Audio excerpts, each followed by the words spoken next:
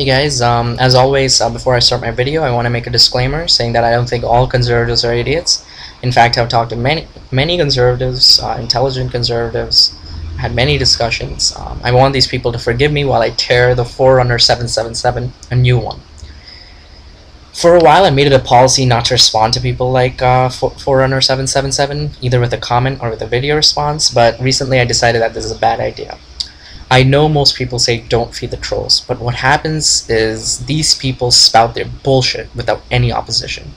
Forerunner 777 is an example. He has 28,000 subscribers. That cannot stand. I say feed the trolls. Feed them their own behinds. Show the world their lies and bigotry and humiliate them with reason, science, and evidence so that they don't come back again.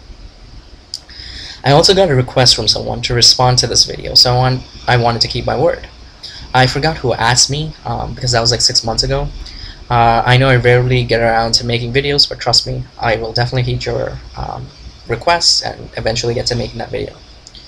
The video series that I'm critiquing is titled Homogenized Nation, which is obviously a pun on homogenization, which Forerunner defines, quote, to blend diverse elements into a uniform mixture, end quote.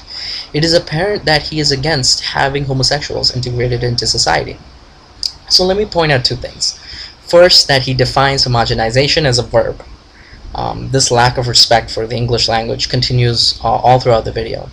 Second, that the opposite of homogenization, which he must logically support, is segregation. He also defines nation for some reason. I don't know why. He apparently has no respect for his subscribers. Then he puts on some scary music while Obama talks about protecting gay rights. And Forerunner announces that this is only a small part of Obama's, quote, far more sinister plan, end quote. As if protecting gays is only a little bit sinister. Then he says that the healthcare plan is a carbon copy of Hitler's healthcare plan, and he tries to tie in homosexuality, Nazis, and healthcare. Here goes. Hold on. He says that Nazi Germany argued that, quote, the cost of taking care of the crippled, the criminal, and the insane took money away from social programs of housing and family allowance, end quote. And quotes Dr. Gerhard Wagner, a Nazi doctor, who says that people with genetic disorders cost the state money. He says that Obama's plans, quote, stinks, end quote, of Hitler's plan, according to Dr. Betsy McCaughey. He states her credentials and says, quote, most importantly, she read the bill, end quote. Well, if that's most important, why the hell are you telling us what someone else said? Why don't you read the bill and tell me what it says? Maybe it's because even if you did read the bill that you don't have the intelligence to understand it. I would rate that a little bit higher importance than reading the bill. McCaughey complains that people on Medicare have to, quote, have a required counseling session that will tell them to end their lives sooner, end quote. Okay, let's say that McCaughey's right, even though she's absolutely crazy. I have a question. Why would Obama worry about wasting money on seniors on one hand, while at the same time fighting hard to waste money on children with pre-existing conditions? Obviously, these children have to be covered their whole lives, while people on Medicare only have to be covered at the end of their lives. And people pay into Medicare, while these children don't pay into their health care. So this is obviously going to be more expensive.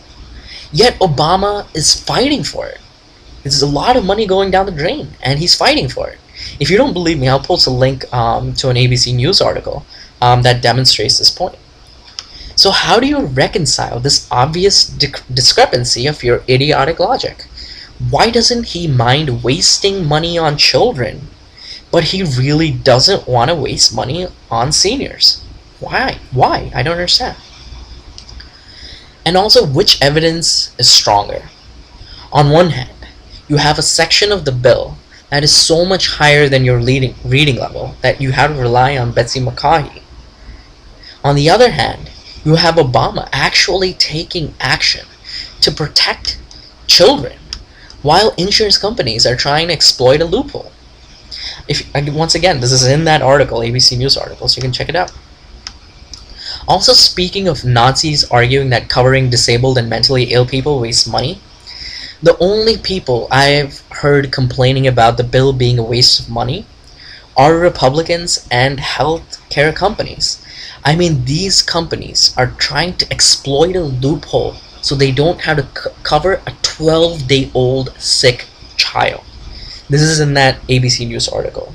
I have evidence, you can check it out. I mean, according to your own standard and your own evidence, the profit-driven capitalistic companies, health insurance companies, follow Nazi economic philosophy. Also, Senator Mike Johanns, in a GOP weekly address representing the entire GOP, complained that the bill costs too much. This is what the Nazis worried about, according to your own evidence. Also, the CBO scored a GOP's alternative plan, healthcare plan, and said that it lowers costs but doesn't expand coverage. Exactly what the Nazis worried about. They worried about costs, but they didn't worry about coverage to sick people. So according to your own evidence that you presented in your video, it's the Republicans who are Nazis, not the Democrats. Now, maybe I wouldn't be saying this if you wanted to have a real decent discussion about healthcare. This is a hard question because you can't cover everybody about everything. You gotta have a limit on costs. It's understandable, and it's also hard to have people die. This is a tough question that we can have a legitimate discussion about. But when you start calling people Nazis, I'm gonna fight back, man. I'm sorry. Anyway, Forerunner then says both Obama and Nazis also embrace homosexuality, not just a common healthcare plan. Apparently, many people in the Nazi party were homosexuals. That's nothing. I've got a better correlation. Every person in the Nazi party were German. So all Germans must be even more evil than homosexuals. He talks about how the Wandervogel was a group of homosexuals that started the Sieg Heil Salute, as if this was the source of their evil, like maybe the Ring in the Lord of the Rings. He mentions that the first leader of the group called himself leader in German. I don't know, man.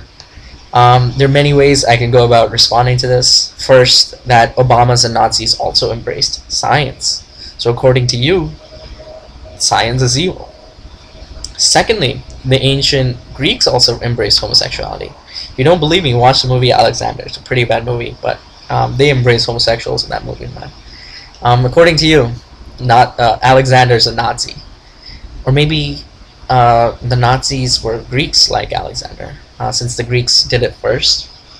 I guess that's not so bad, is it? He shows a similarity between the Nazi flag and Obama's healthcare symbol. Of course, he's an idiot, so he doesn't know Obama's healthcare symbol is actually a representation of the caduceus, which is the staff of Hermes, which shows once again that the Nazis were actually Greeks. He says that while Nazis murdered homosexuals, that they only murdered effeminate homosexual. Well, that's good. That settles it, because modern homosexuals don't murder effeminate homosexuals. They date them, right? So they're not Nazis. So end of discussion. What was funny was when talking about Bush-styled homosexuals, he shows this random picture of a Nazi, which apparently fits his stereotype of what a butch homosexual looks like. Mostly serious, but having a look of desire in his eyes. I found that really funny. I'm gonna finish this in the next video.